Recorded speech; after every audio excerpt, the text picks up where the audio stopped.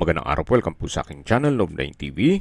Patalasasan po, meron po ba kayong mga properties na napapabayaan or non-performing assets? Plan nyo ibenta, pero wala kayong oras sa pagbenta nito. Kung ito'y pagkakatiwala nyo po sa amin, tawag lang po kayo sa aking numero, usap po tayo, gawin ko po ng video for free. Yes, libre po, wala po kayong babayaran. Tutulungan pa namin kayong mabenta ang inyong property. Kami na po bala sa marketing, sa boosting or paid ads. Even sa tripping, hindi na po kayo mapapagod sa pag-entertain ng mga buyers. Kami na po bala sa lahat. Tawag lang po kayo. Nandito po tayo ngayon sa Tagaytay kung saan meron po tayong bagong video presentation, isang residential property na may lot area na 254 square meters. Ito po'y titulado, buhay po ang may-ari, kaya wala po kayong maging problema sa documentation o sa transfer ng title. Patag na patag po ang lupa at regular cut. Kaya usable po lahat, walang masasayang.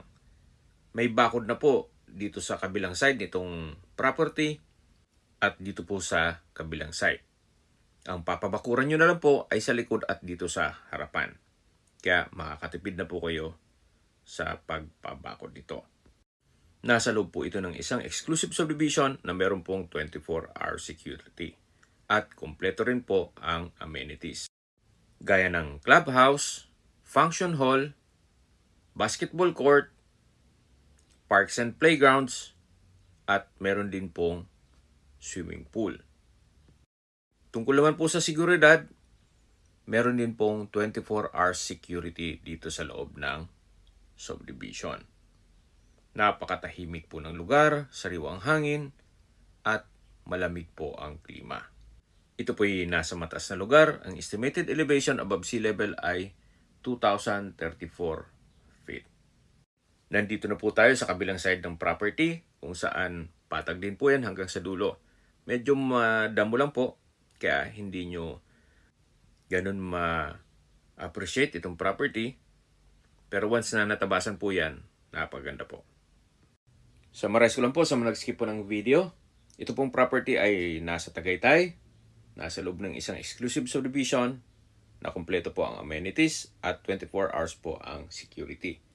May lot area po ito na 254 square meters at ito po'y titulado. Habang pinagmamasdan niyo po ito, pag-usapan na natin ang distance, location at travel time.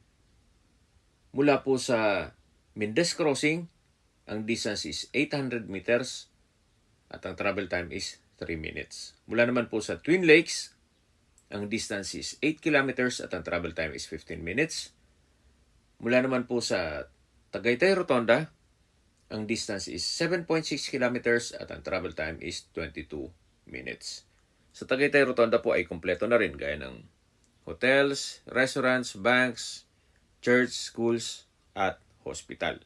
Yan po yung lagi kong binabagit sa aking video na dapat nyo i-consider sa pag-hanap ng property, yung meron pong malapit na hospital. Hindi ko naman po sinasabing sakitin kayo. Yan naman po ay for emergency purpose lang naman. At mula naman po sa Calac Silang Interchange, ang distance is 22.9 kilometers at ang travel time is 45 minutes. Ang Calax po ay connecting South Luzon Expressway, Skyway, all the way to North Luzon Expressway at ibang parte ng Metro Manila. Mula naman po sa Manila o sa airport, ang distance is 63.4 kilometers at ang travel time is 1 hour and 30 minutes. Sa presyo na po tayo, binebenta po ito ng owner sa halagang 3.8 million pesos net. Ibig pong sabihin, si buyer na po ang sasagot sa lahat ng taxes at expenses with regards to documentation. Kung may mga katanungan po kayo, tawag lang po kayo sa aking numero. At sa mga kababayan naman natin nasa ibang bansa, meron din po akong Telegram, sa mga iPhone user man may iMessage, meron din pong Imo, Skype, Viber at WhatsApp. Same number lang po, 0917-316-3399.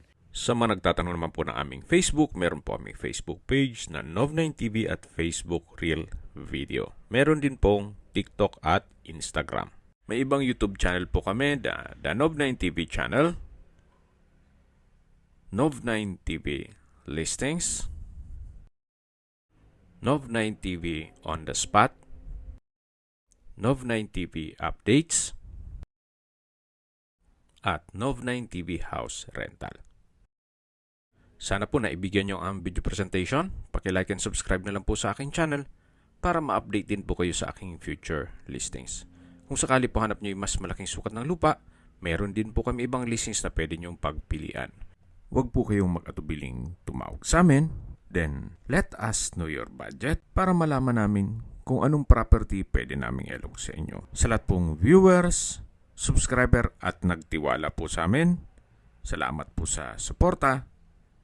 Ingat po kayo lagi at yung pamilya. Maraming salamat po.